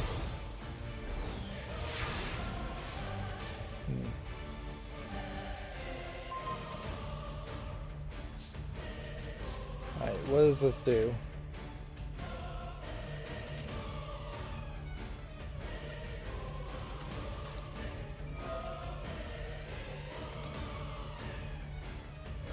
This would let me gain life points. That's all it would let me do.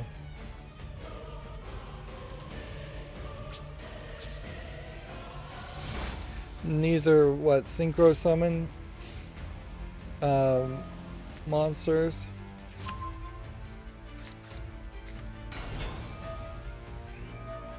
I guess anything this is pointing at also is co-linked.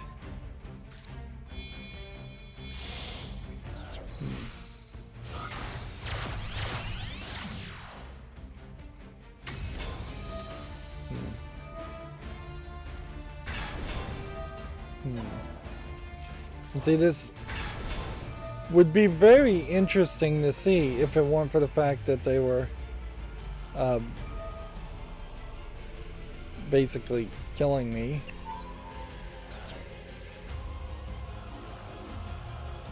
Let's see.